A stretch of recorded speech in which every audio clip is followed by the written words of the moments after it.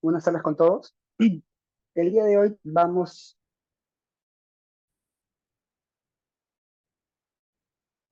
buenas tardes con todos. El día de hoy hablamos sobre programa de higiene y saneamiento. Hablamos qué era un programa, qué era, en qué consistía la higiene, qué consistía el saneamiento, qué abarcaba. Y ahora pues vamos a continuar con todo este paquete con buenas prácticas de manufactura en la industria alimentaria. Aquí vamos a hablar de una resolución muy interesante que es la 00798, Decreto Supremo. Vamos a hablar de qué son BPM para SENASA, qué son BPM para DIGESA y qué son BPM también para SANIPES. Nuevamente empezamos presentando, ¿sí? Mi nombre es Gerson Johan Telezama, soy biólogo microbiólogo de la Universidad Nacional de Trujillo, con especialización y experiencia en la parte del sector en capacitaciones, en auditorías y también en desarrollo de investigación e innovación. ¿Sí? Seguimos para no perder mucho tiempo. Una vez que hablamos de buenas prácticas de manufactura, cuando hablamos de buenas prácticas de manufactura, estamos entendiendo que son las buenas prácticas, las prácticas correctas, las prácticas óptimas, en donde el manipulador va a entrar a tallar. Eso quiere decir que no solamente se refiere a la parte manual, sino también a la parte operativa. No solamente se refiere al operario, sino también a los equipos que van a entrar en contacto con el producto. Volvemos a repetir, el producto al que nos referimos no es el producto terminado que vamos a vender, sino el producto que va a entrar en contacto con el consumidor final. Para ello tenemos que acudir, como siempre, a nuestro Códex Alimentario. Nuestro Códex Alimentario nos dice, vamos a definir, las buenas prácticas de manufactura según el Códex Alimentarios son regulaciones federales. Eso quiere decir que son normativas que van a regular de manera nacional, de manera mediática, a un código de regulaciones federales, ¿de acuerdo? Entonces, son regulaciones a nivel nacional que van a regular, si bien es cierto, a todos los procesos y procesadores de alimentos. Una procesadora de alimentos o un procesador de alimentos o un proceso de alimentos se refiere a toda una etapa, desde la recepción de materia prima hasta la logística y entrega a nuestro producto, de nuestro producto a un cliente final, a un consumidor, ¿sí? Todo eso abarca las buenas prácticas de manufactura. Las buenas prácticas de manufactura no nos va a enfocar solamente en la manipulación del operario o en la manipulación de un equipo. Si bien es cierto, eso es la parte más crítica que vamos a cuidar, también tenemos que prever las buenas prácticas de manufactura desde la recepción de materia prima y posterior también al empaquetado. Son aplicables a todos los procesadores de alimentos, pero van a constituir la base para determinar si las plantas de procesamiento, nuevamente, si incluyen o consideran o constituyen la base a todo ello, es porque ya hemos hablado que las buenas prácticas de manufactura, como el programa de higiene y saneamiento, son los pilares, son la base de un sistema de análisis de puntos críticos, de peligros y puntos críticos de control, llamado HACCP. Entonces, los métodos, las prácticas y los controles aplicados que van a procesar estos alimentos van a traer consigo una optimización de todo este proceso y toda la manipulación, ¿sí? Ustedes saben que cualquier duda o consulta la pueden hacer en el chat y luego cuando yo lo veo aquí, ya puedo resolverlo o puedo absolver esa duda. Ahora, si bien es cierto, dentro de todo el proceso, el objetivo es que el producto sea de calidad, también vamos a velar por otra característica del alimento, que es la inocuidad. ¿Qué es la inocuidad? La inocuidad se refiere o es una característica inherente al alimento, es decir, propia del alimento, que nos quiere decir que este alimento cuando entre en contacto con el consumidor no le va a generar ningún daño. Eso quiere decir que cuando nosotros ingerimos cualquier alimento y no nos hace ningún daño, no nos trae consigo una intoxicación o no nos trae consigo un problema sanitario, un problema digestivo, eso es un producto inocuo. Entonces, esa característica también la vamos a resaltar y cuidar dentro de toda la manipulación o todo el tratado de las buenas prácticas de manufactura, ¿sí? Entonces, la determinación de que esos productos han sido procesados bajo estas condiciones sanitarias, eso es lo que nosotros Ese es nuestro objetivo, eso es lo que nosotros vamos a prever cometiendo o accionando bien unas buenas prácticas de manufactura. Las BPM establecen los estándares mínimos que una planta procesadora de alimentos debe cumplir. Ojo, si es que en algún momento nosotros tenemos un restaurante, si es que en cualquier momento nosotros tenemos una planta pequeña, una planta piloto, un bar o un lugar, un restaurante pequeño, en donde nosotros vamos a expedir alimentos, lo mínimo que debe tener este lugar tiene que ser buenas prácticas de manufactura. Profesor, ¿cómo es que me puede decir eso? Te comento, cuando ustedes van a solicitar un permiso sanitario a una municipalidad, lo primero que les va a pedir esta municipalidad es lo que les va a decir es que van a pasar ustedes una inspección. Esta inspección se va a regir a un registro. Ese registro, si bien es cierto, es un checklist, un listado, que solamente decir si cumple o no cumple, está basado en las buenas prácticas de manufactura.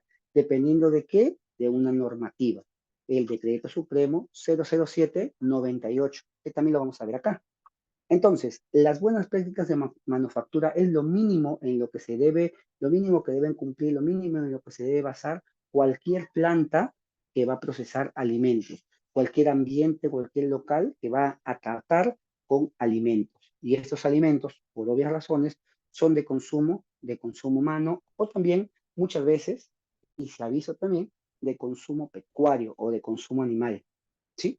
Pero ahora, como estamos hablando de una industria de índole alimentario, nos vamos a centrar en estas industrias que procesan ya sea fruta congelada, sea fruta fresca, sea aditivos alimentarios, sean frutas liofilizadas o sean frutas deshidratadas. Lo mismo pasa con frutos. ¿Qué más? A ver, si bien es cierto, a manejar, nos vamos a enfocar en el proceso, recordemos que el proceso hay muchas partes involucradas. Una de ellas es el personal, otra de ellas es la infraestructura, otra de ellas son los equipos, los controles de producción y el procesamiento, que son diferentes, las materias primas también, las operaciones dentro de la manufactura, todo eso se le conoce como cadena de abastecimiento. Esa cadena de abastecimiento, esa cadena de control, tiene que ser supervisada, tiene que ser monitoreada. ¿En base a qué? A las buenas prácticas de manufactura. Basándonos, siguiendo con lo que nos dice el Códex Alimentario, sabemos que las buenas prácticas de manufactura actuales, ¿sí? Según los registros federales, las comisiones federales y demás, son en total 8, 8, ¿de acuerdo? Volvemos a entender que las buenas prácticas de manufactura, según el Códex Alimentario, abarca desde la manipulación, el proceso, infraestructura, las partes sanitarias y demás. Entonces, según el Código Alimentario, vamos a tocar nosotros 10 pasos para poder asegurarnos de que las buenas prácticas de manufactura se deben cumplir. En primera instancia, tenemos al personal. En segundo, las instalaciones y alrededores, que también debe cumplir las buenas prácticas de manufactura.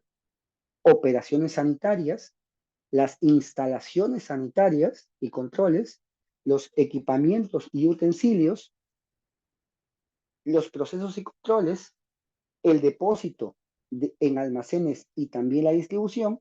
Y por último, el almacenamiento y distribución del subproducto de este alimento.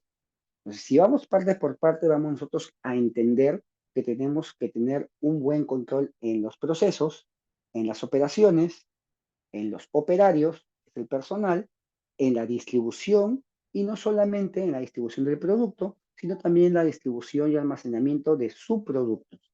¿Cuáles son los subproductos, profesor? Los subproductos es aquel producto que es consecuencia o es residuo del producto primario, del producto central. Por ejemplo, si tú estás procesando palta, el subproducto vendría a ser la pepa, el subproducto vendría a ser la cáscara. Si estás procesando mango, de la misma manera, el subproducto vendría a ser la pepa, el subproducto vendría a ser la cáscara. Si están procesando agua y manto, el subproducto vendría a ser la cáscara, nada más. ¿Sí? Si en algún momento ustedes están procesando un aditivo alimentario por ejemplo, llámese cochinilla, llámese carmín, la cochinilla pasa por varias filtraciones, para la extracción. Muchas de ellas se le conoce, se le conoce como extracción primaria, secundaria o terciaria, o una tierra de diatomea, o filtraciones. Entonces, al sacar esa tierra de diatomea o esas filtraciones, el resto, el afrecho, a lo que le llaman muchos en lenguaje coloquial, eso es un producto que no pertenece al producto central que nosotros nos vamos a enfrascar o a entallar. En el caso de la vixina, de igual manera, cuando nosotros extraemos como materia prima el achote, necesitamos, si bien es cierto la pepita, para extraer la vixina y la vixina y la norvixina, tenemos grandes reactores en donde colocamos ciertos reactivos para poder extraer, muchos de ellos son alcoholes, otros de ellos son alcoholes y fenoles y ceoles también, con la intención de poder extraer. Cuando elimina un líquido o un fluido o un residual de color amarillento o un residual de color rojizo, eso es un residual que si bien es cierto no es tóxico, por eso va a la coladera, también es un subproducto. Entonces, todos estos subproductos sabidos y por haber de nuestro producto central, tenemos nosotros que saber almacenarlo, tenemos nosotros que saber distribuirlo y tenemos nosotros que saber dispensarlo, ¿sí? Entonces, en todo esto debemos nosotros enfocar las buenas prácticas de manufactura.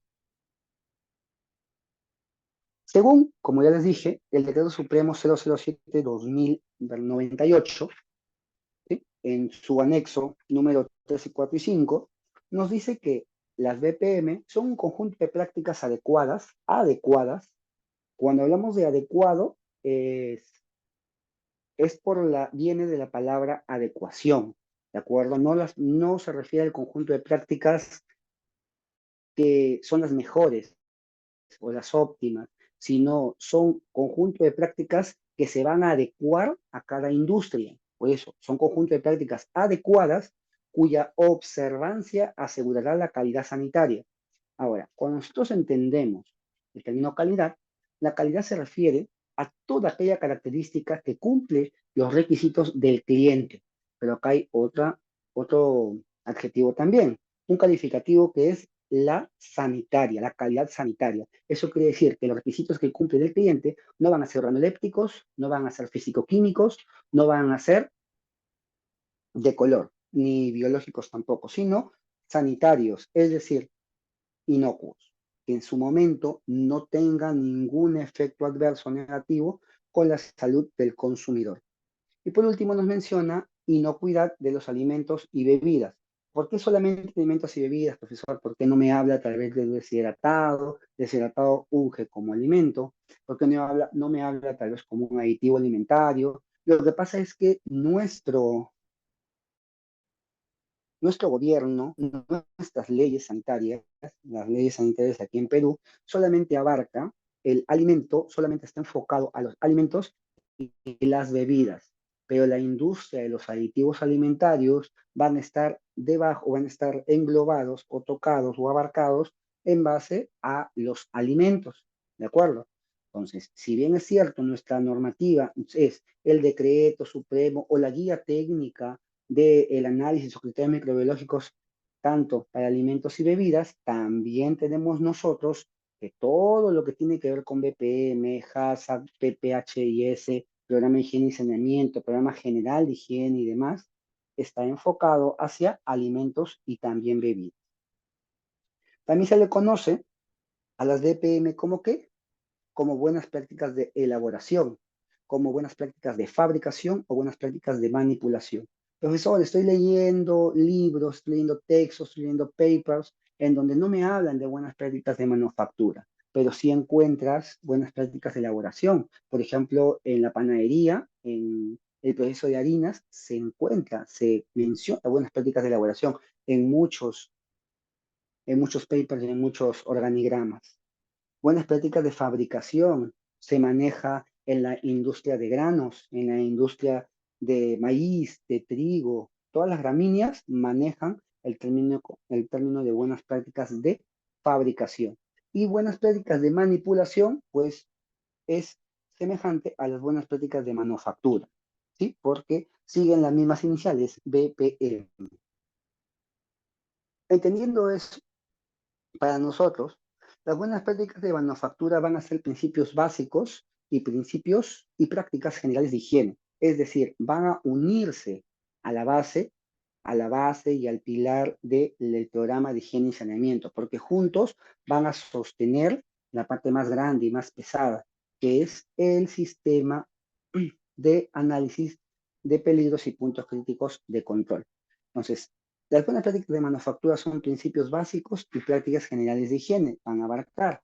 Ahora, ¿cuál es la diferencia? Las buenas prácticas de manufactura abarcan al manipulador, los procesos y también la parte, la parte de operaciones. Y las buenas, y el programa de higiene y saneamiento nos dice cómo es que nosotros podemos instituir o cómo nosotros podemos manejar la limpieza, como ya hemos mencionado que es limpieza, la desinfección, también lo hemos mencionado, y el tema de higiene, que es juntar o sumar limpieza más desinfección. ¿Cuál es el objetivo de buenas prácticas de manufactura? Garantizar que los productos se elaboren en condiciones sanitarias adecuadas y se disminuyen los riesgos inherentes a la manipulación.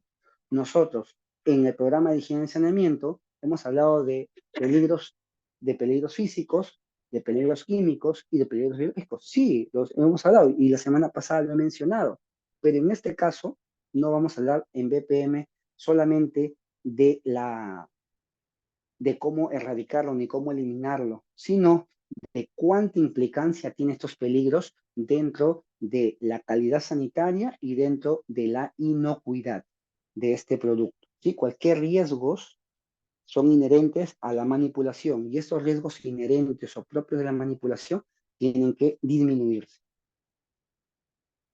El alcance de las BPM, como ya lo he mencionado, se llama o abarca a toda la cadena de suministro.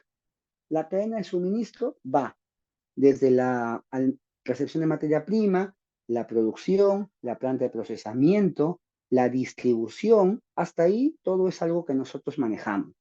La recepción de materia prima, el procesamiento, la distribución, hasta ahí está todo bien.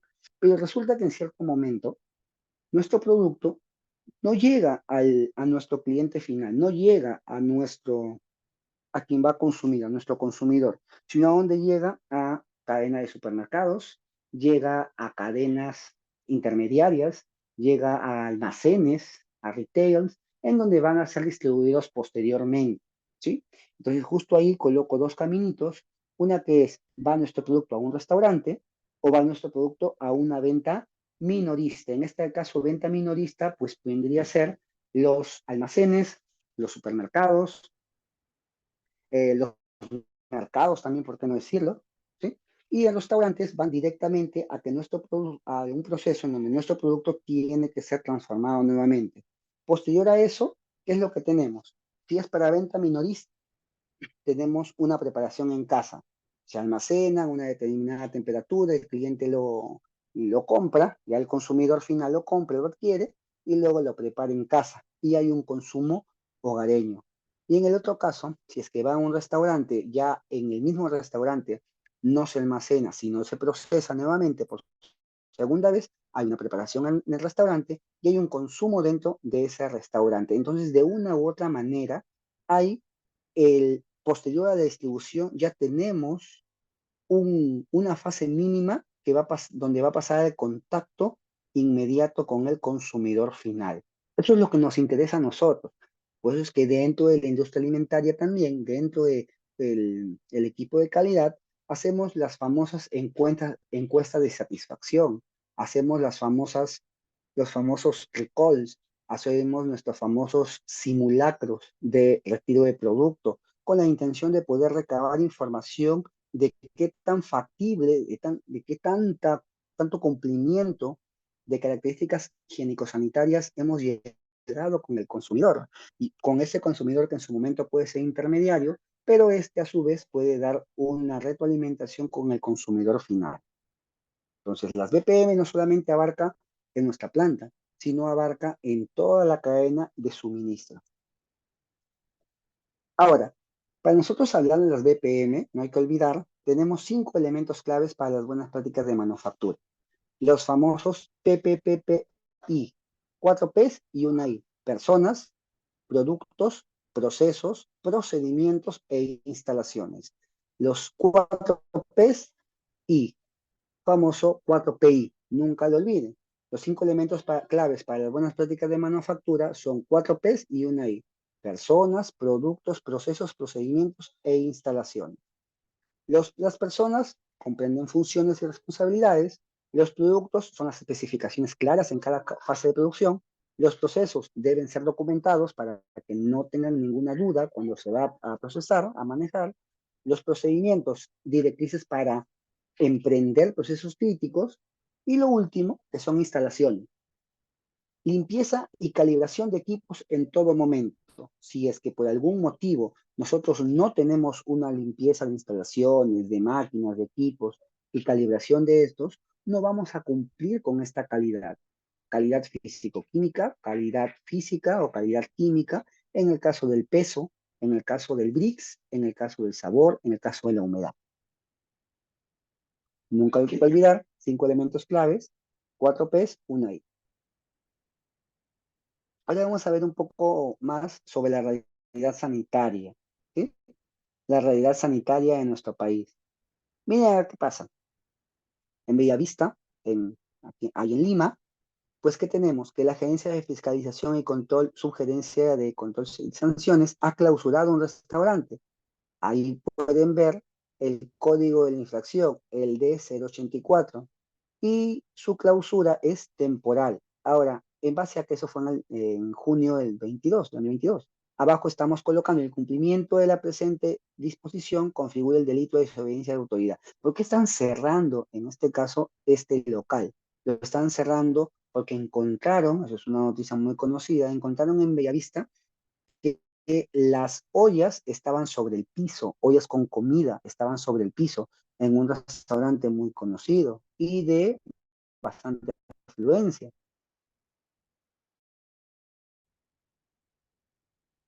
En el mismo lugar, luego ya de colocar, bueno, eso es al final, perdón, la publicación, el pegue de ese sticker, encontramos que hay una persona que es el manipulador o el cocinero que está vestido de blanco, con su cofia, con su mascarilla, vestido de blanco.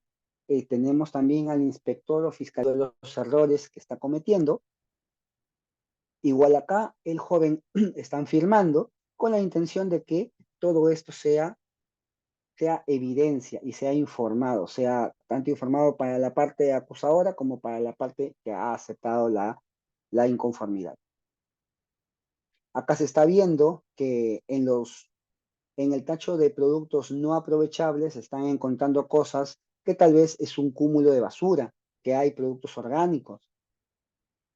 Aquí lo que se está probando es si el tamaño o la calidad de los instrumentos, los materiales son óptimos o si están limpios o no. Y hay una luz para poder observar siempre cuando un inspector o ustedes que están en la industria alimentaria vayan a hacer una inspección en sus instalaciones, siempre tienen que tener una, una linterna, ¿sí? Un foquito o con su celular.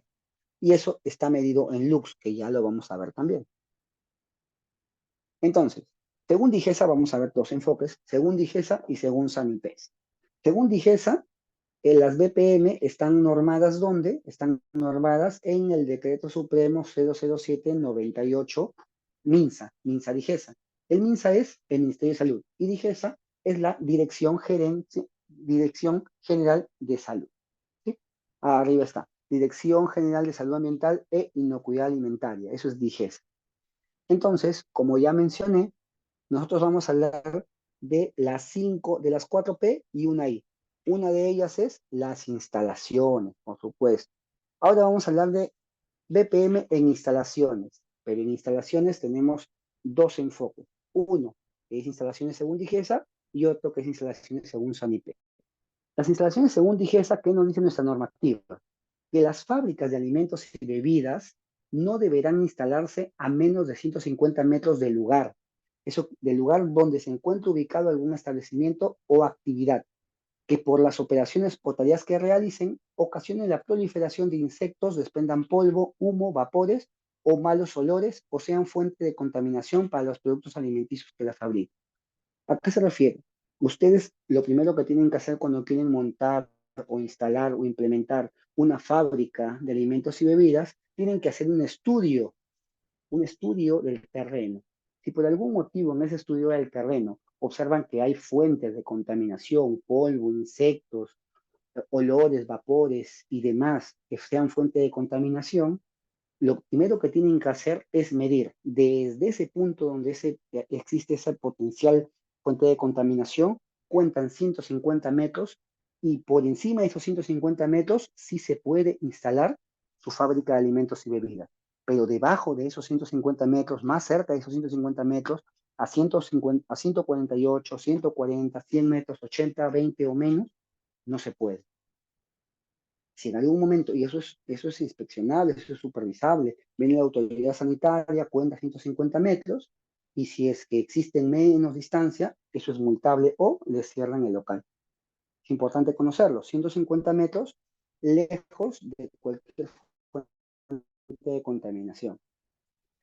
Otro punto que nos dice la 007, los terrenos que hayan sido rellenos sanitarios o basurales, cementerios y demás, no pueden ser destinados para la construcción de establecimientos. ¿Por qué? Porque existe un contaminante que es el humus de contaminación. Ese humus de contaminación, que básicamente es la acumulación de materia orgánica, que mientras más pase el tiempo se va a convertir en una fuente de contaminación por insectos o por exudados o por simplemente putrefacción. Entonces,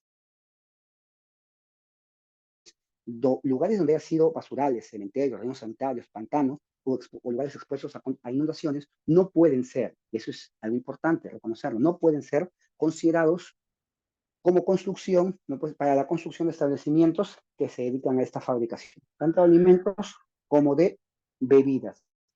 Importante, BPM en instalaciones. Disculpe. Ahora las BPM en instalaciones, pero en instalaciones según nuestro organismo nacional de sanidad pesquera o SANIPES. Lo que antes tenía otro nombre, ahora es SANIPES. ¿Sí? SANIPES. SANIPES produce, antes era produce, ahora SANIPES produce. Nos dice en su artículo 61, las fábricas o plantas de procesamiento pesquero deben estar ubicadas en lugares que no significa riesgo de contaminación para los productos pesqueros, donde, por ejemplo, cerca a fábricas o cerca a campos, cerca a lugares en donde hayan insectos o plagas.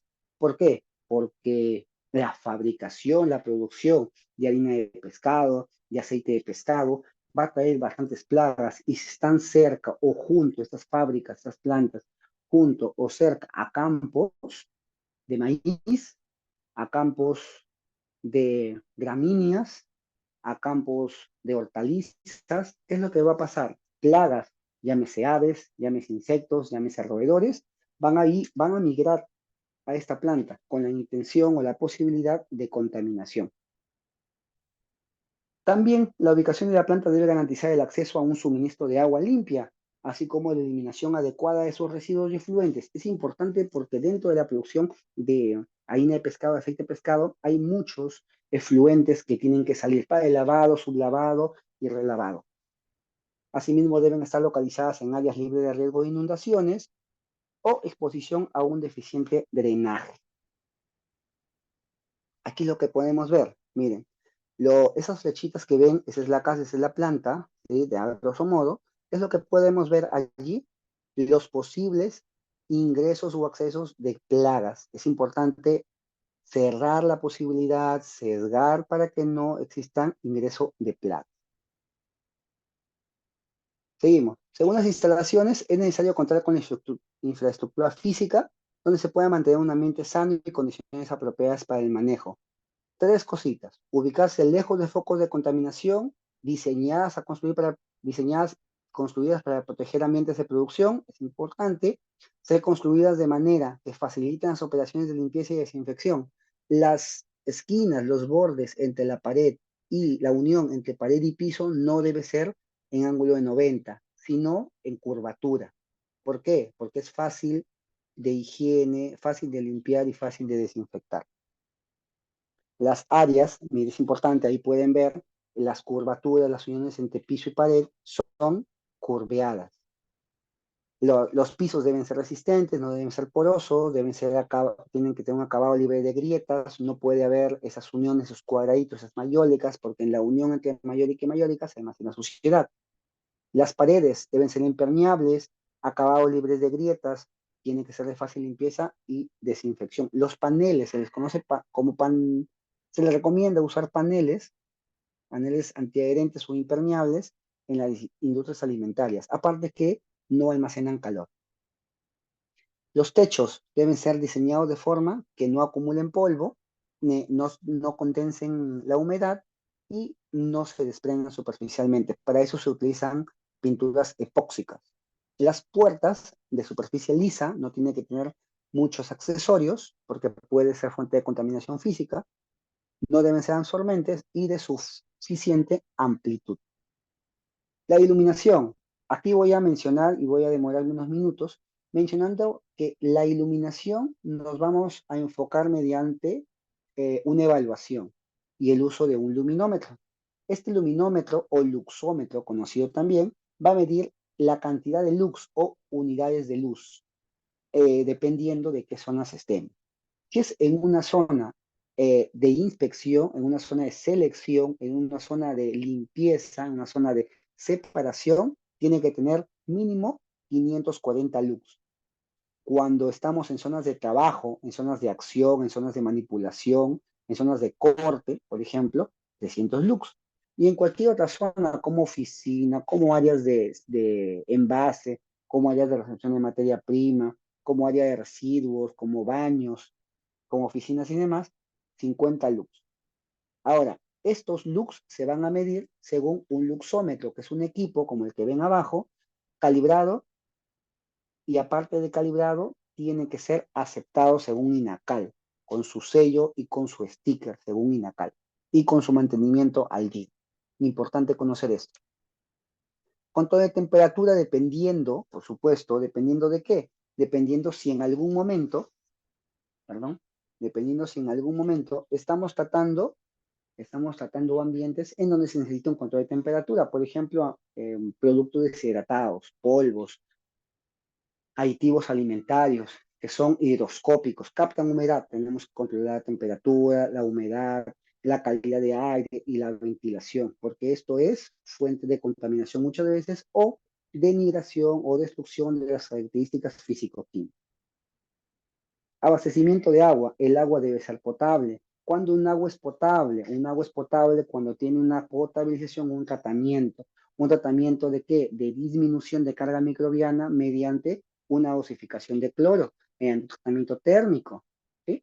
Contar con instalaciones apropiadas para su almacenamiento. Si es que en algún momento tenemos un tanque, sea un tanque subterráneo, un tanque alto, tiene que ser limpiado periódicamente. La disposición de residuos va a ¿depender de qué? De que si tenemos una EPS, una empresa prestadora de servicio para eliminar esos residuos, disponerlos, o simplemente la municipalidad puede disponerlos. Eso ocurre si es que la planta está en la ciudad o la planta está en un campamento o lejos de la ciudad. ¿Sí?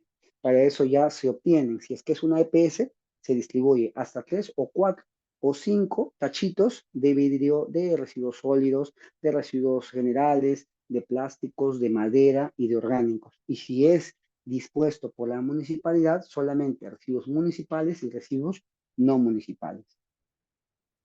Los servicios sanitarios, tenemos instalaciones, cada establecimiento deberá contar con un mínimo de inodoros, con un mínimo de duchas, con un mínimo de lavacaras, con un mínimo de urinarios.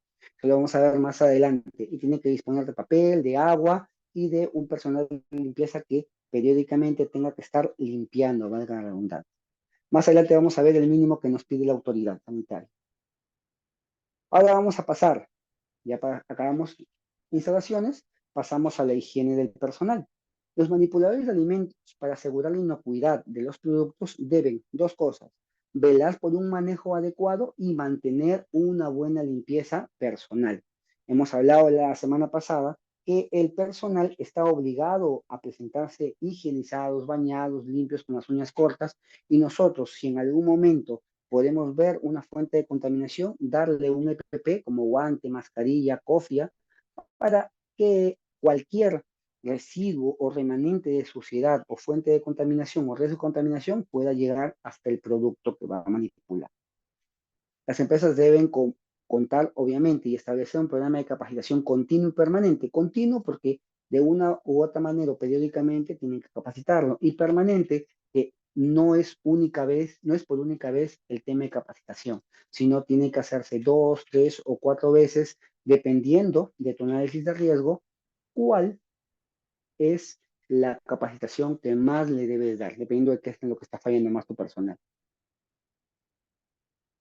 Las prácticas higiénicas, no hay que olvidar, las prácticas higiénicas, el personal que manipula los alimentos debe presentarse bañado, utilizar ropa limpia, no utilizar anillos, no tener un contacto directo con los alimentos de piel al alimento, de la piel con el alimento, o el alimento con la piel, evitar el área de producción, en el área de producción comer, estornudar, fumar, beber, eso está prohibido, no hay que olvidar, eso la semana pasada lo hemos visto, el programa de higiene y saneamiento.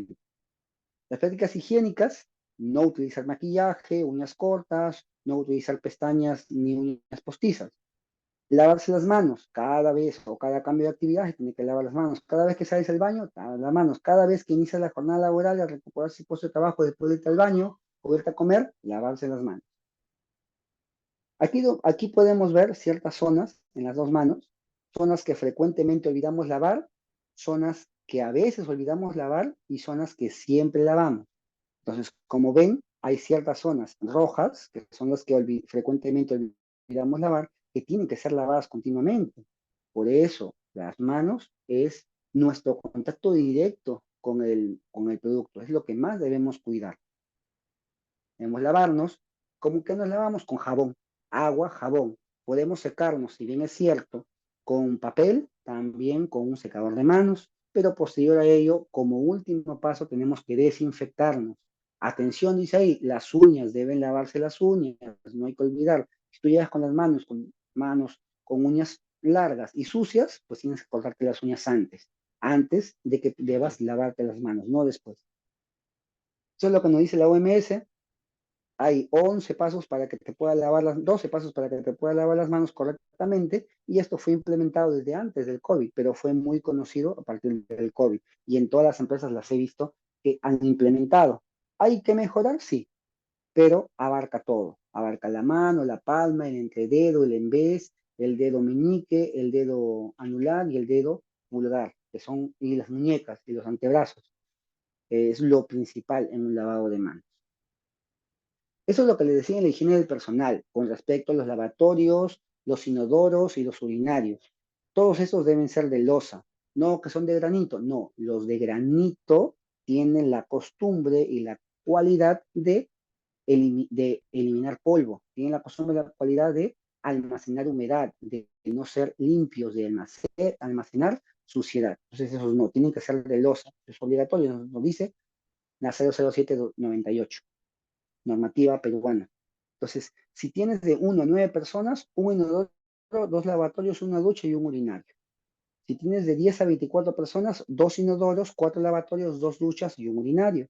De 25 a 49, nos dice la normativa, 3 inodoros, 5 lavatorios, 3 duchas, 2 urinarios. De 50 a 100, 5 inodoros, 10 lavatorios, 6 duchas, 4 urinarios. Y de 100 a más personas, un aparato sanitario adicional por cada 30 personas. Por ejemplo, si tienes 120 personas, entonces por cada 30 personas, un aparato sanitario adicional. Es decir, 4 aparatos o 4 inodoros, 4 lavatorios, 4 duchas y 4 urinarios, dependiendo de cuántas personas haya nuevamente. No hay que olvidar, inodoros, lavatorios y urinarios de loza. Dejamos las instalaciones, dejamos la higiene de personal y pasamos a la materia prima. ¿Sí? En la materia prima, ¿nosotros qué vamos a ver? En la materia prima debemos entender que se debe controlar las condiciones de transporte y el estado de las materias primas.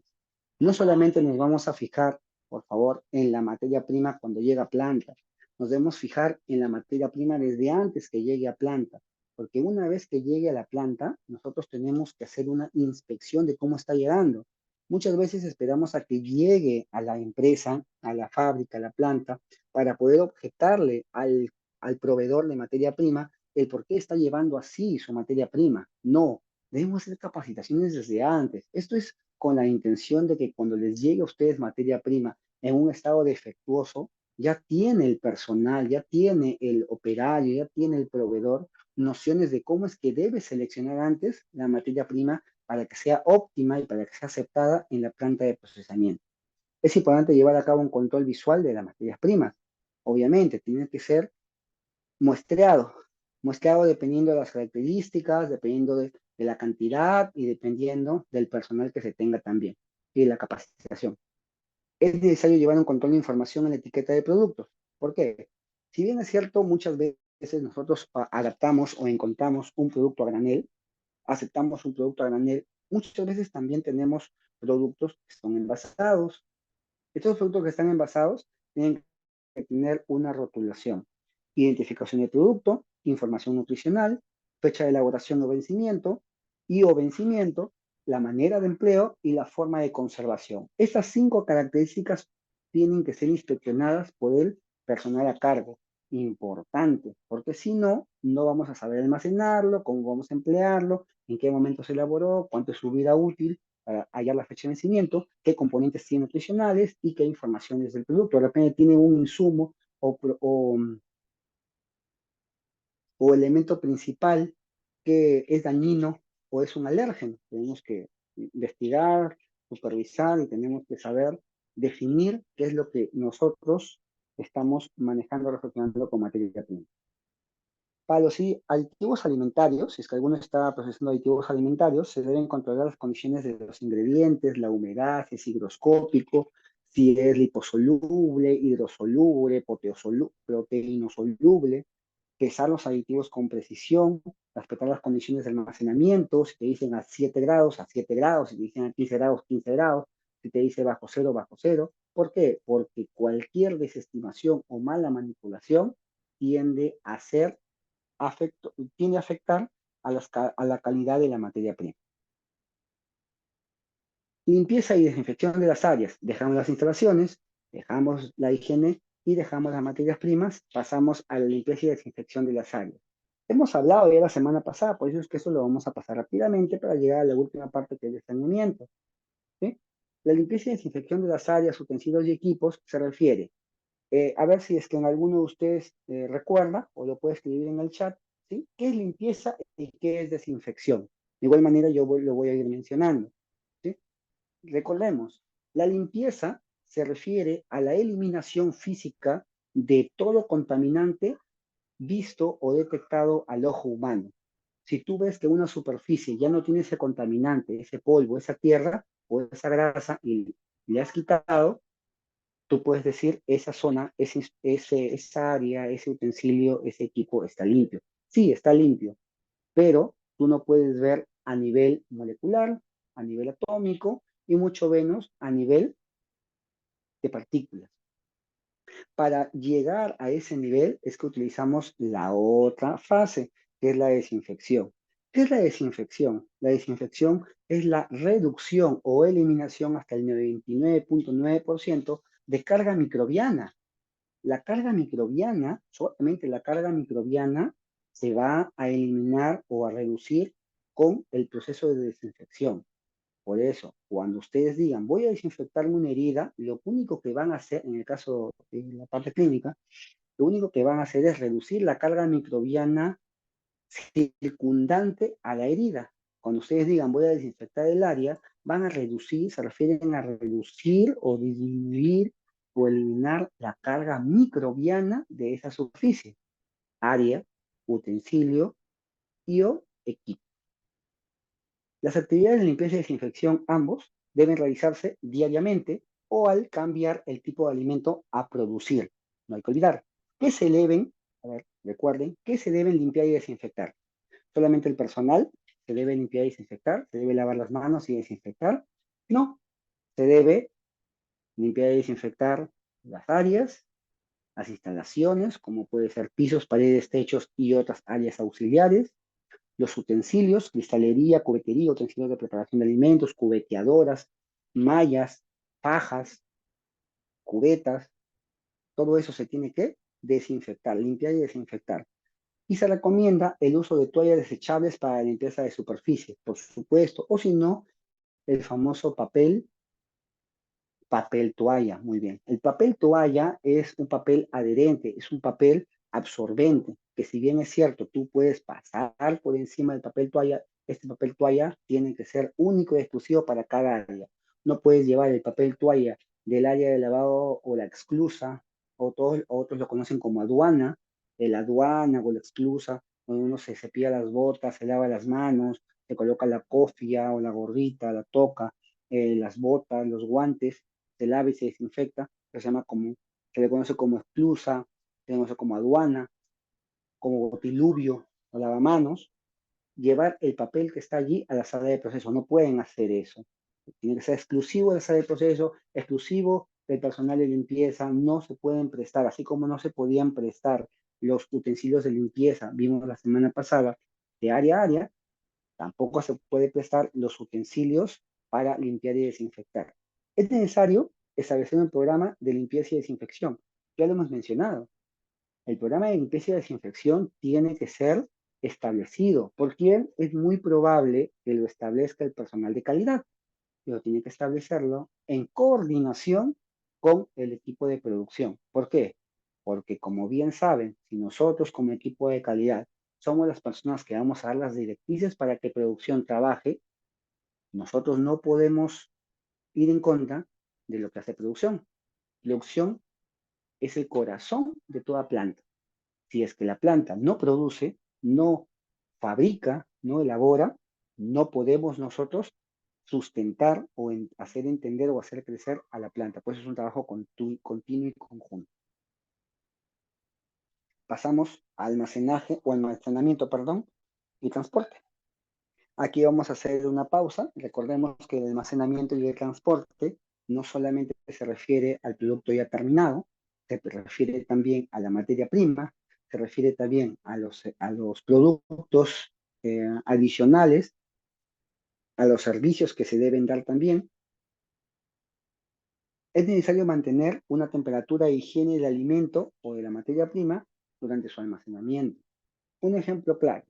Cuando ustedes la cochinilla, para ser específico, que es donde se va, la materia prima donde se va a extraer el carmín, cuando trabajan con achote para la vicina, cuando trabajan con maíz morado, cuando trabajan con zanahoria, cuando trabajan con camote, cuando trabajan con aguaymanto, con palta y con cualquier otra fruta que llega a ser materia prima, todas esas frutas tienen un proceso de descomposición, si es que hay una elevada temperatura, o un proceso de putrefacción u oxidación, si es que hay una baja temperatura, o si es que hay una humedad o hay acidez en el ambiente.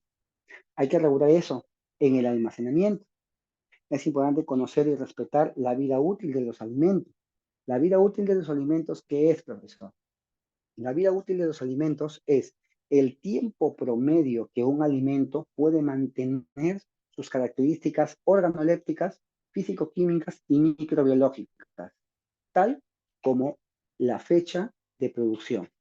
Si ustedes producen el día de hoy un producto, de la redundancia, con una característica organoléptica, con una determinada humedad, sabor, olor, color, cuánto tiempo, y también fisicoquímica, humedad, Brix, pH, carga microbiana, ningún tipo de coliforme o cierta cantidad o UFC de aerobios, mos y levaduras y demás, cuánto tiempo ese producto permanece con esas características. Si es un año, si es 18 meses, si es 6 meses, si es 3 años, si es 2 años, eso lo va a determinar una empresa. Esta empresa, este laboratorio, les va a dar a ustedes la característica esencial y preliminar y final para que ustedes puedan decir, mi producto tiene una vida útil de tanto tiempo. No lo pueden decir ustedes. Ustedes pueden hacer una vida útil acelerada, sí lo pueden hacer. Una vida útil a tiempo regular también lo pueden hacer. Pero todo cliente, ojo, les va a pedir, les anticipo, que va a pedir que exista un certificado. Este certificado no lo pueden dar ustedes, sino lo tiene que dar una empresa calificada o con la nota o con el permiso de la INACAL, ¿sí? Del INACAL, del Instituto Nacional de Calibración. Otro, el transporte, que es el almacenamiento. El transporte se debe considerar la protección de los alimentos durante el transporte, cuando nosotros debemos procurar proteger al alimento. Cuando el alimento ya lo tenemos como producto final, este alimento tiene que mantenerse a unas ciertas características: humedad, temperatura, pH, temperatura, ya mencioné, calor, limpieza, se tiene que mantener una cierta limpieza.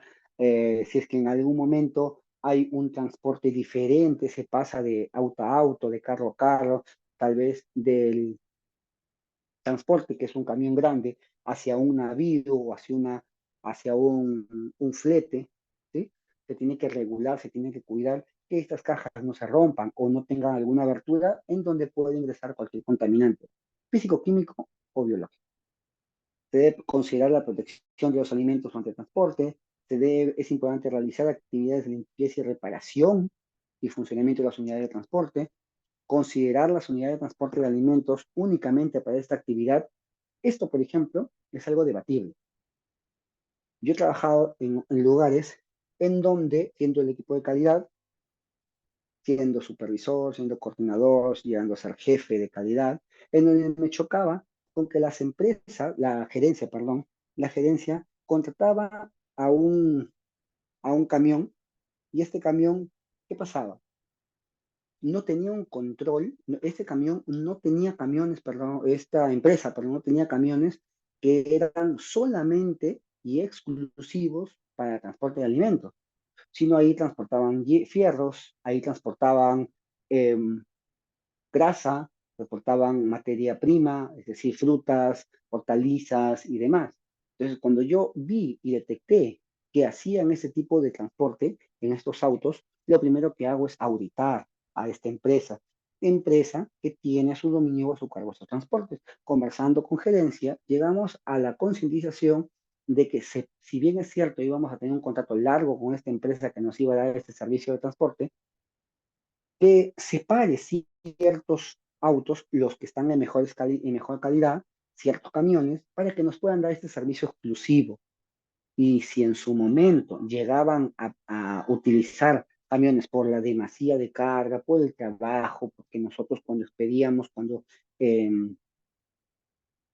enviábamos, era pues una vez cada mes, o una vez cada 2 meses, o 3 veces cada 2 meses. Entonces, como era lejano el envío y el alquiler y la solicitud de este transporte, muchas veces esos transportes eran utilizados para otras cargas o para otros servicios. Cuando eso ocurría, se le solicitaba al personal, al chofer, a su apoyo, a su ayudante, que limpiaran de manera exhaustiva esta cabina para que cuando vaya este producto, nuestro producto, a esa cabina, a este camión, pues no tenga ningún riesgo de una posible contaminación. Lo preferible es que existan transportes exclusivos para el transporte de alimentos, sí, pero muchas veces no hay. Nos enfrentamos a una realidad peruana en donde un transporte que te sirve para transportar alimentos muchas veces es un transporte que hace unos días o hace unas horas antes ha transportado otra materia prima. Entonces, lo único que puedes hacer ahí, acudiendo a tu criterio, es solicitar que ese transporte llegue horas antes de la carga para que pueda ser limpiado e higienizado, limpiado y desinfectado, para que de este modo no tengamos un riesgo de contaminación. Es importante mencionar eso y por eso me he tomado algunos minutos más. Cuando hablamos nosotros ya de plagas, eso es casi el último eslabón con la intención ya de, a ver un momento, el último eslabón para poder hablar básicamente de nuestras BPM. ¿Sí? Las BPM nuevamente se basan en instalaciones, en procesos, en transporte, en aplicación de buenas prácticas de manufactura en el personal. No hemos hablado de todo ello. Y por último, tenemos que evitar que cualquier contaminante pueda entrar en contacto con nuestro producto, con nuestros manipuladores, con nuestra infraestructura, con nuestras instalaciones. Y muchas veces hemos podido darnos cuenta que las plagas entran en contacto con, son vías o son vehículos de esta contaminación física, químico, biológica. Vamos a indagar, vamos a ahondar mucho acerca del control de plagas. Y para eso tenemos que hablar sobre plagas. ¿Qué es una plaga? La plaga es todo aquel ser visible, obviamente, que genere un perjuicio en la economía de cualquier organización. Por ejemplo, si es que nosotros tenemos ratas en la casa, nuestra organización, nuestra economía, nuestro instinto por velar es seguramente por la salubridad del ambiente de la casa. Entonces es una plaga. Cuando nosotros tenemos, por ejemplo, una plaga de un insecto en un campo, este insecto va a consumir, va a oxidar, va a deteriorar las plantas, los productos, la materia prima en el campo, en la huerta. También es una plaga. ¿Por qué? Porque está yendo en contra de la economía, en contra de la integridad de mi campo, de mi fundo, de mi chacra. Puede consumir maíz, puede consumir fresa, puede oxidar o contaminar, en este caso espárrago, aguaymanto, arándano, una plaga. Y por último, existen aves, insectos y roedores, como ya lo mencioné, que se convierten en plagas porque van no solamente a consumir, sino también a depositar o hacer nidos, hacer un depósito de sus heces fecales o hacer nidos en ciertos productos que son de índole o de mucha importancia para el sector agroindustrial y alimentario. En su momento se consideraba plaga a todo aquel roedor, solamente roedor, que afectaba a una industria alimentaria. Luego nos dimos cuenta o se dieron cuenta los investigadores de que las plagas se podían dividir hasta en tres partes. La primera parte, roedores; la segunda parte, insectos; y la tercera parte, aves. En una industria alimentaria se debe tener un control sobre estas plagas. ¿Cómo es que vamos a controlar estas plagas? En primer lugar, identificando en mi empresa, en mi planta, en mi fábrica, ¿podrán ingresar ciertas plagas? Esa es la primera pregunta. ¿Existirá la posibilidad de que ingresen ciertas plagas? Hacemos una lista de cotejo. ¿Pueden ingresar roedores?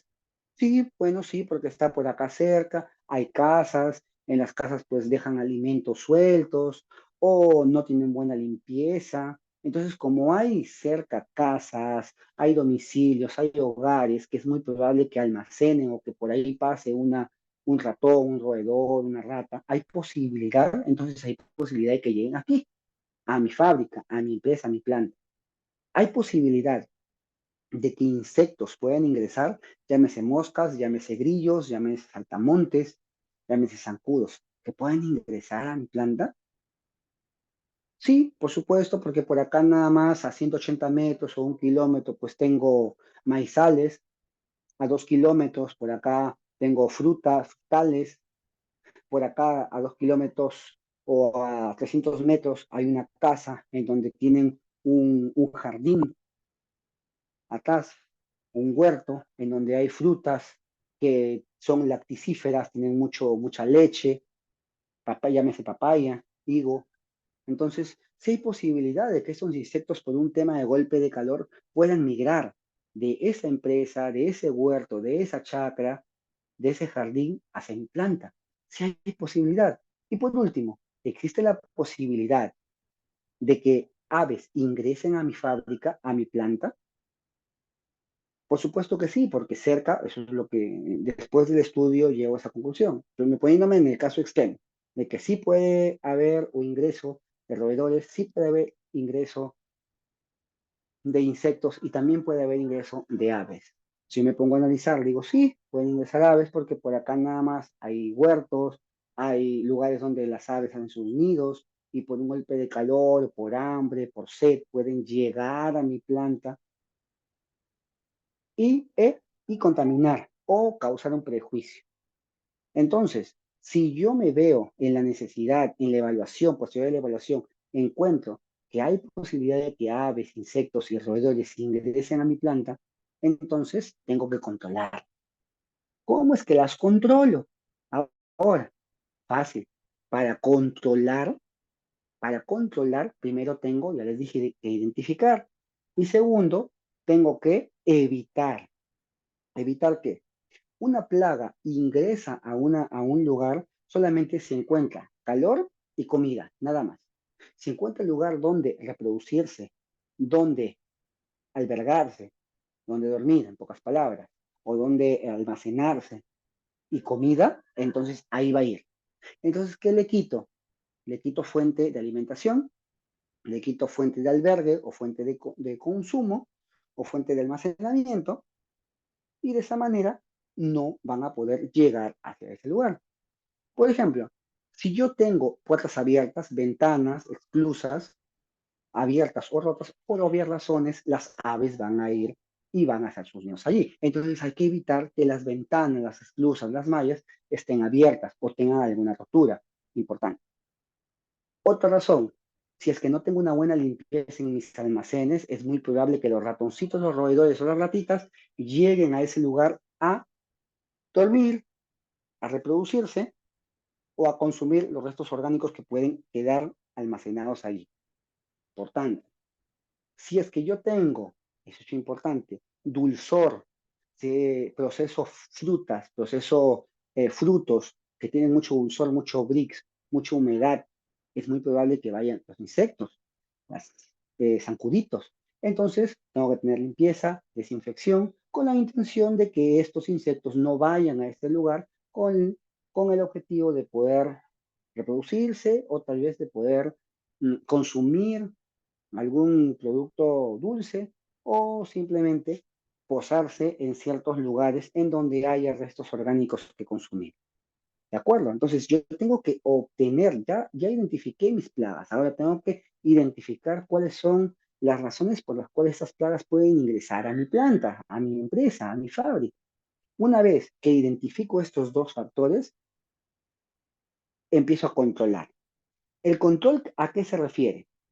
El control se refiere a evitar que estos lugares o estos factores, perdón, que les puede dar la supervivencia o el almacenamiento o el acceso de estas plagas hacia mi empresa, planta o fábrica, sean eliminados. Si en algún momento existen esos factores, elimínalos. Y, por ejemplo, limpia bien, por ejemplo, cierra ventanas, por ejemplo, controla o haz una fumigación. Si, por ejemplo, evacúa el agua, lava tus tanques y por último, una desratización. Para eso hay controles como cebos, para eso hay controles como trampas, para eso hay controles como láminas atrayentes de insectos. En el caso de los insectos, dentro le coloco una cabina grande con fluorescentes. Esos fluorescentes son de color muchas veces azul o violeta, porque estos colores, para los insectos, vamos a empezar por ahí, son lámparas atrayentes, no insectocutores. Hay que diferenciar. Las lámparas atrayentes son fluorescentes, son unas cabinas de aluminio con fluorescentes. Estos fluorescentes son de color muchas veces azul o muchas veces violeta, porque es un color llamativo para los insectos. Y detrás de esos fluorescentes una lámina pegante, porque una vez que el insecto llega por cualquier razón y ha caído por esa luz, se pega en la lámina trasera. Existe otra alternativa. Muchas veces se ha encontrado que los insectos, ¿hacia dónde van? Hacia la zona de ingreso, de baja o en las paredes. He pegado, porque hay una literatura de que el color favorito, el color atrayente, aparte del azul o el violeta, los insectos también es el amarillo. Entonces, pega láminas, cartulina, y pégale existe un pegamento Epotet, que básicamente es atrayente es llamativo por el olor a los insectos. Entonces, puedes colocar y de ese modo los insectos van a ser atraídos por el olor y por el color y de ese modo se pueden pegar. Eso lo pueden colocar como cartulina amarilla y con tenosid, perdón. Tenosid, T-E-N-O-C-I-D, Tenosid. Pueden colocar, solo venden la botellita de medio litro o 650 mililitros, me parece que está en 16 soles o 20 soles. Pueden comprarlo, es el pegamento, y de ese modo se van a quedar pegados los insectos.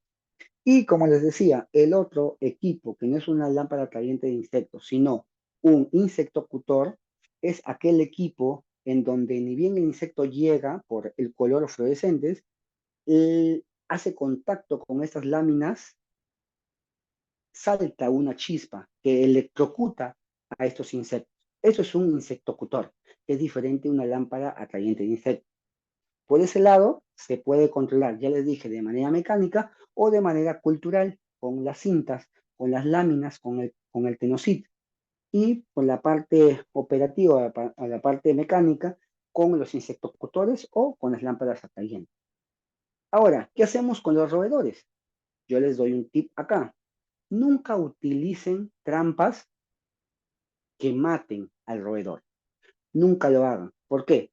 Porque he visto también que hay trampas a modo de ratoneras en donde el ratón o el roedor llega, trata de comer el cebo y una vez que llega le seccionan una parte del cuerpo, sea el cuello, sea la cabeza, o sea la pata, o sea el diente, y de ese modo la máquina o el equipo o este dispositivo se mancha de sangre. Les comento que los roedores tienen una característica, tienen un sistema olfatorio, un sentido del olfato bastante desarrollado. Ellos pueden captar una proteína en de la sangre de cualquier roedor para que no vuelvan a ir por ese lado, por ese camino, por ese lugar, porque saben que allí hay una trampa que los va a perjudicar. Entonces, ellos pueden captar esos olores que para nosotros no nos son perceptibles, para los roedores sí. Entonces, ya no van por ese lugar. Por eso es que una vez que tapan con ese tipo de trampas a un roedor, ya no vuelven a tapar dos o tres o cuatro veces. Entonces, utilicen, les recomiendo unas trampas que son a forma de cajita, muchas veces oscura, y con un insumo, un cebo que se llama Roemat. El Roemat tiene un químico que lo que va a hacer es coagular la sangre internamente, sin derramamiento, coagular la sangre o envenenar al ratón alrededor, y de ese modo no hay una captación de esa molécula, liberación de esa molécula. Este ROEMAR lo que va a generar es una oxidación y luego coagulación de la sangre internamente del ratón, del roedor, y de esa manera puede ir 3, 4, 5 o más roedores a consumir el ROEMAR y de ese modo controlar. Ojo que esto es la parte final. Primero te tiene que limpiar, desinfectar y eliminar cualquier tipo de factor de supervivencia del roedor. Es importante conocerlo. Correcto. La otra parte, para las aves, yo les sugiero que en el caso de las aves no se tenga por qué colocar trampas. ¿Por qué? Porque muchas veces he visto unas trampas grandes para las aves. No. Es más, hay muchas veces, o al contrario, pocas veces he visto que las aves vayan a las fábricas. Muy pocas veces he visto que las aves vayan a las fábricas, a las plantas, a las empresas. ¿Por qué? Porque las empresas muchas veces tienen mallas grandes o techos en donde no hay orificios. ¿Cuándo van las aves por consumo de alimento o van por albergue? Cuando los techos son a forma ondulada, con eterní, cuando los techos tienen una fabricación con paneles, pero en zigzag, en donde hay orificios en donde se puede albergar la paloma, el ave, el pajarito y demás. Entonces, donde puede hacer nido, donde puede dejar sus huevos. Entonces, hay que evitar solamente eso. Y una vez que evitemos ello, lo que les menciono, no van a tener problemas de que estas aves vayan a su empresa o a su fábrica, ¿sí? Entonces, ya hemos atacado tanto la parte de insectos, tanto la parte de roedores y ahora la parte de aves. En caso posible de que las aves sean una plaga latente para su industria, yo les puedo recomendar que utilicen no trampas, pero sí espantapájaros. Los espantapájaros ustedes lo conocen, pueden ser globos grandes, pintados de tal manera, no con mucho adorno, porque después puede ser contaminación para su producto, para su ambiente, para su techo, se ensucia. Pero así globos, en los globos le dibujas una cara, tienes y llega acá el ave y los vas controlando. De repente llega y rompe, genial. Eso quiere decir que si hay aves por ahí, el calor lo rompe, pero tú vas supervisando, vas revisando si es que en algún momento el ave para poder supervisar o revisar. ¿Sí? Otras veces buscan o encuentran o acuden, mejor dicho, las empresas, el, ¿a qué? A, a trampas, bueno, no se le llama trampas, si son más bien a forma de rejas, rejillas, en forma de cruz, para que las aves no se puedan posar. Cruz, pero cruz en puntas, en la parte lateral de los techos, con la intención de que las aves no se puedan posar. Una vez que las aves no encuentran un lugar donde posarse, tienden a continuar con su camino. Se tiene también en consideración, esto es parte del saneamiento, que así como hay un control interno, también tiene que haber un control externo. ¿Cómo es un control externo? Me preguntarán ustedes. Un control externo se refiere a la famosa fumigación. La fumigación, es importante mencionar esto, la fumigación abarca desinsectación y desratización. Y por último, una limpieza de pozos. Esas tres cosas. Siempre traten de sugerir, solicitar en toda su cotización, porque eso le supervisan en control interno, en BPM también, desinsectación, desratización y lavado y desinfección de pozos. ¿Por qué? Porque en el lavado y desinfección de pozos, lo que van a hacer es eliminar cualquier residuo contaminante de los pozos, del agua, para que no se ensucie, no se almacena, y por último, la desinsectación va a rociar a toda tu planta con productos muchas veces orgánicos para que evite el llegar o el almacenamiento de insectos. Y en el caso de la derratización si bien es cierto, tú tienes un control, tienes tus trampas, cambias tu cebo periódicamente, eso es un control interno, pero tiene que ser una empresa prestadora de servicios, conocedora de qué tipo de insectos son las plagas, conocedora de qué tipo de roedores es tu plaga, de aves igual, para que te pueda dar un informe de cada cuánto tiempo tú tienes que fumigar, cada cuánto tiempo tú tienes que supervisar los cebos, cada cuánto tiempo tienes tú que cambiar las láminas atravientes de insectos o los fluorescentes. Entonces, esa programación no la puedes dar tú, la tiene que dar una empresa calificada en todo esto. ¿De acuerdo? Entonces, hay que tomar en consideración ciertas cosas. Deben haber dos empresas. Una que te evalúe cada cuánto tiempo tienes que hacer tu fumigación, qué tipo de plagas debe llegar o llegan a tu empresa, y por último, qué tipo de roedores o qué productos tú puedes rociar en tu productos, puedes rociar o puedes utilizar para tu control de plagas, ¿sí? Por ejemplo, si tú estás procesando productos orgánicos, es imposible que tú coloques una fumigación o hagas una fumigación con productos químicos que atenten contra tu producción. Tiene que ser con productos de la misma índole, con productos orgánicos, ¿sí? Entonces, por eso, el control de calidad es importante. La calidad, el equipo de calidad tiene que estar presente en ese tipo de eventos de fumigación. ¿Por qué? En el caso de los eventos de fumigación, en el caso de la limpieza de pozos, en el caso de la desinsectación y desratización pasa algo, que muchas veces los productos no son supervisados por el equipo de calidad. Y lo que pasa es lo que pasa es lo siguiente, o lo que viene, que esos productos atentan contra la integridad, atentan contra la calidad de tu producto almacenado, con tu materia prima, tus insumos, tus equipos, tus materiales. Entonces, ¿cómo es que tú puedes llegar a controlar todo eso para que no atente? Supervisando qué productos se están utilizando. ¿De acuerdo? Por ejemplo, yo he trabajado en empresas en donde he manejado productos orgánicos.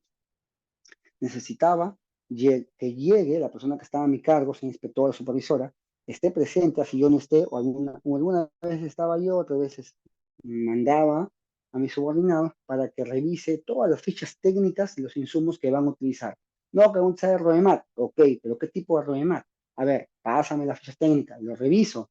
¿Hay algún insumo que pueda causar una residualidad en el ambiente o en las superficies en donde va a llegar donde va a estar ese estebo? No, entonces no es normal.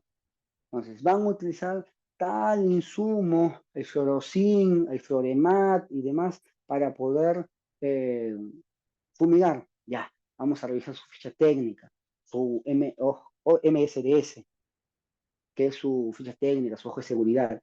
Vamos a revisar, ¿existe algún efecto de residualidad en todo esto? No. Perfecto.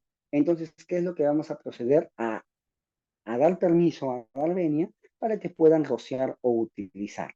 ¿Sí? Generalmente, las plagas, nuevamente les dije, son contra insectos y contra roedores. Difícilmente las plagas o el control es para aves, pero hay algunas empresas que sí. Las empresas que sí son empresas que son básicamente de índole de gramíneas, índole de granos, índole de frutas, en donde el ave puede consumir este producto.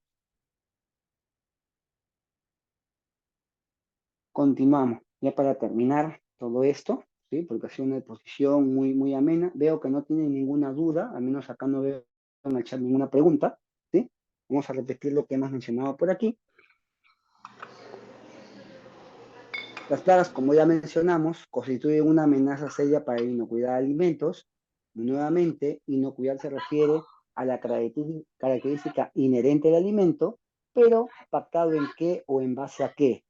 A no afectar al consumidor final o al que va a consumir este producto. Pueden producirse infestaciones de plagas cuando hay lugares que favorecen la proliferación. Es importante mencionar esto, la proliferación es el aumento en número de estas plagas. Si una vez llegó un ratoncito, después de una semana ya no es uno, sino son 6. Importante. Es importante contar con un plan de control de plagas que incluya acciones al interior y al exterior del establecimiento. ¿Por qué interior y exterior? Interior porque internamente va a generar un perjuicio. Claro, profesor, pero es internamente. ¿Y por qué afuera? ¿Por qué el exterior? ¿Por qué de dónde crees que vienen las plagas? Del exterior. Si tú cierras a tu planta, evitas el acceso a la planta de las plagas, no vas a tener ningún tipo de problema internamente. Pero una vez que sea inevitable, digámoslo así, el ingreso de estas plagas, vas a tener que controlar internamente cómo es que vas a regular o cómo es que estas plagas no lleguen a causar una contaminación o un atentado o sea una amenaza seria para la inocuidad de los alimentos. Por último, se pueden reducir al mínimo las probabilidades de infestación mediante medidas preventivas e instalaciones de trampas. Como ya lo mencioné, las medidas preventivas son la limpieza, la desinfección, el cuidado, la identificación de plagas, el aislamiento de la planta, no estar, que la planta la planta procesadora de alimentos no esté cerca a chacras, no esté cerca a huertos, a jardines, porque esos son la fuente de todas estas plagas, de roedores, de insectos, de aves. Entonces, hay que prevenir todo esto. Y por último, cuando a pesar de prevenir, como bien lo dice, ¿no? Mejor es prevenir que lamentar. Cuando a pesar de nosotros tener medidas preventivas. No podemos nosotros internamente controlar todo eso o evitar de que ingresen y aún así ingresan las plagas. Entonces tenemos que instalar trampas. Trampas para los insectos y trampas para los roedores. No hay que olvidar. Para los insectos, insectocutores con uso de electricidad o chispas, y para lo otro son lámparas atrayentes para los insectos, o cartulina amarilla, ya les dije, con el Temosid, y las otras que son trampas o cebos, cajitas negras grandes, tal vez de 15 por 8 o tal vez de 15 por 10, dependiendo de qué tamaño usted, dependiendo del tamaño es el precio también. Y los cebos, el cebo más conocido es el Roemat, ¿sí? Que no tiene un efecto residual y que es utilizado porque su efecto dentro del roedor pues es de coagulación de la sangre, de fluidos de los roedores. Y esas son las instalaciones de trampas. Miren acá, para nosotros evitar cualquier instalación de trampas, ¿qué es lo que tenemos que hacer primero? Tener medidas preventivas. Las medidas preventivas se refieren a qué? Ahí mismo lo dice. Proteja puertas, ventanas y rejillas de ventilación para que no entren plagas. ¿Ustedes creen que esos ratoncitos que ven abajo pueden ingresar si la puerta está cerrada? No, no pueden ingresar porque no hay acceso a que esas plagas puedan ingresar. Aquí el Señor está cerrando la ventana, el ave está por fuera observando que el Señor está cerrando la ventana. Entonces no hay manera de que esta ave ingrese. Es la mejor manera. Y abajo ustedes ven rejillas, las cucarachas, los insectos, la cucaracha es un insecto, no pueden ingresar. Entonces, de esa manera no hay posibilidad de una contaminación, de un riesgo de contaminación interno en nuestra empresa, en nuestra fábrica. Ya sabemos, fábrica de alimentos o fábrica de bebidas. Muy bien. Bueno, pues, muchas gracias. Eso es todo. ¿Sí? Gracias por su atención. Ahí está mi tarjeta. Yo también soy implementador, capacitador, auditor y supervisor de cualquier industria alimentaria. Dejo mi número, mi correo o Instagram y tengo mi LinkedIn. Mi LinkedIn está ahí mediante ese código QR. Gracias por su atención. Espero haber sido claro en todo este tema, que es de buenas prácticas de manufactura. He ahondado más en la última parte que es de saneamiento, porque es lo último que nos faltó en el programa de higiene de la semana pasada. Y lo he puesto también acá en buenas prácticas de manufactura, porque es importante conocer, ¿de acuerdo? Y arraigar y traer consigo a las buenas prácticas de manufactura. Quedo atento a cualquier duda, pregunta, pueden abrir el micro o si no pueden escribirlo en el chat. Quedo atento a sus preguntas, por favor. Caso contrario, damos por cerrado y culminado el tema por el día de hoy.